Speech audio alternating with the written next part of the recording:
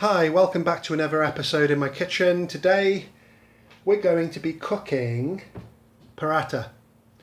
So let's start off with the balls, okay? I've got several here. So what I use is white atta flour. You can use even white flour.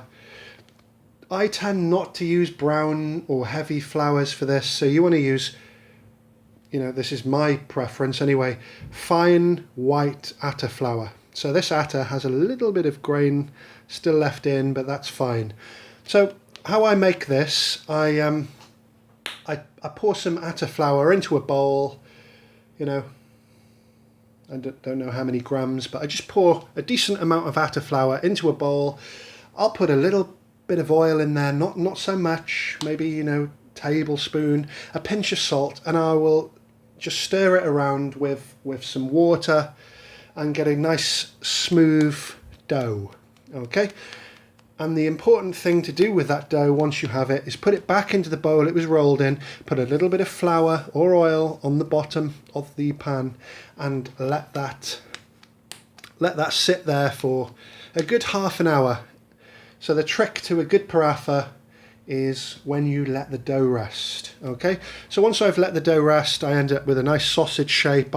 I re-roll it gently and I divide it up into balls, between, about a lemon size. So, okay, that's enough of the explanation because obviously you didn't see that, it was off camera.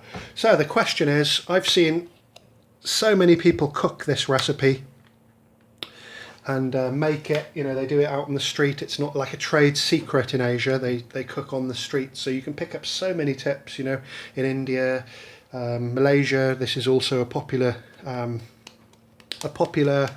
snack, but they make it a different way. But we'll go into that in another recipe. So do we use butter or do we use oil? So first of all, let me introduce my tile here. My tile is about nearly 1 centimetre thick. It stays cold, it's really smooth, and it's perfect for things like this. So some people would use butter, put some butter on the surface. You don't want to use flour like, the conventional method for rolling bread balls. So I've put some oil on there and I've got my nice rested dough and I'm going to put that onto the surface so it's all nice and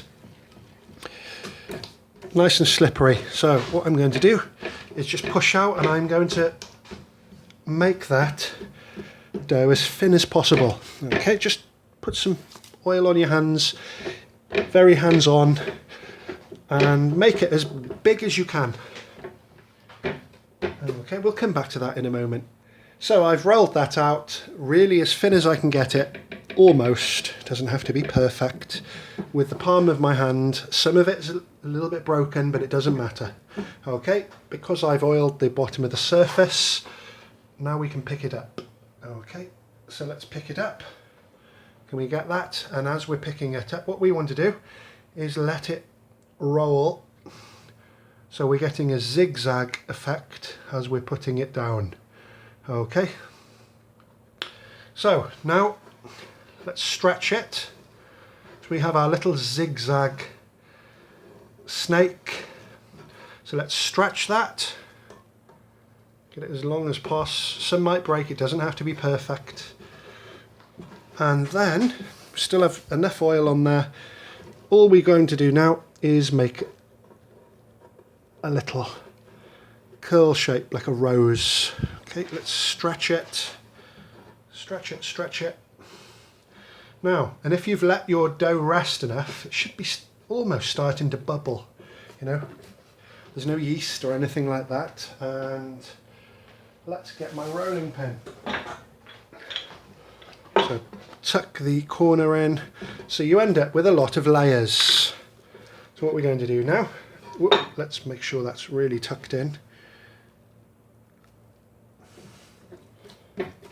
What we're going to do now is roll that out the same as we would with a chapati. So can you see how the dough is curling back in? That's a really good sign. A bit more of a pain to roll it out, but it shows your dough's rested, and that's the trick to a good paratha. See that? It's curling back in. But we keep rolling, get a nice round shape. Doesn't matter if you roll those corners back into. So let's get a nice round shape.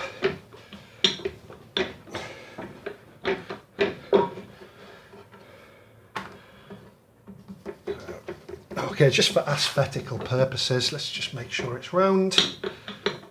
Smooth those edges over a little bit. And you get a little bit of bubbling on it. Just shows you've rolled the dough out. And let it rest. That's where you get your air. Okay, so enough about that. Let's get to the cooking. So I've heated a tava. And what we're going to do, this is definitely not for the health conscious. Just get a little bit of butter and circular motion. Just make sure you have some oil. And we're going to let that oil heat up. We'll come back for the cooking process in a moment. So that butter's nice and hot now. So let's pick our paratha up, and again you can fashion it into a circle if it comes off a little bit oblong. And yes, looks great, looks like it's going to happen. Obviously this is a tried and tested method. I've been doing this for a long time, but let's not bore you with that and come back when it starts to happen. And what you want to do is that cooks out and you start to get bubbles similar to a chapati. Just make sure there's enough butter, because unlike a chapati where they're dry cooked, these are slightly fried. As I say, not for the health conscious. Make sure we've got some butter. This is an occasional treat for me, so let's have a look. That's already starting to cook on the bottom, but not quite there yet. Okay, we'll come back to that shortly. So on the second one now. Yeah, of course you can use ghee. I can hear that as a question coming up. Use ghee, use butter, whatever floats your boat. A lot of people even use oil. So many different versions.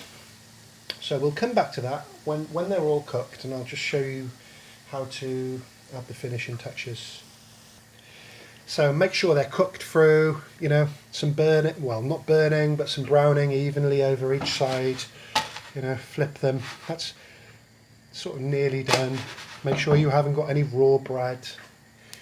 Quite familiar with that in places with the roti when I was in India, where people are just in a hurry, and so the great thing about cooking this at home, you can do it properly. Make sure everything's really cooked and digestible. So we'll come back to that in a moment. So here we go. After all your hard work, your parathas are ready, and put them on a tray or something like that, and each time you do one, cover it with a cloth. If you want to be really fussy, make sure the cloth's a little bit damp so no air gets in. So basically it just maintains its freshness while the other parathas are cooking. So got 3 nice parathas here. Okay, they look a little bit dull at the moment. So what's missing? So what we do, we put 3 of them together, you know, a lot. And we, okay, so can you see the puffs, the layers? Okay, it feels a little bit abrupt when you first see that, but that's how you get the layers out. That's how you do it. Just tasted a bit. Really, really nice. So we've got the layers, nice and flaky. Back on the pan, back on the tray, ready to serve. Oh, excuse me. So in Indian restaurants, that's you can order that. It costs anything from 5p to 20p in an Indian restaurant, and you get it with a nice bowl of dal. The dal's usually free, as opposed to BIR restaurants, £6, you know, for 15p's worth of lentils and a couple of spices. But so there you go, there you have it, paratha. Nice and simple, occasional, pretty unhealth conscious. So I hope you've enjoyed the video. Feel free to like, share and subscribe. Thank you very much for watching.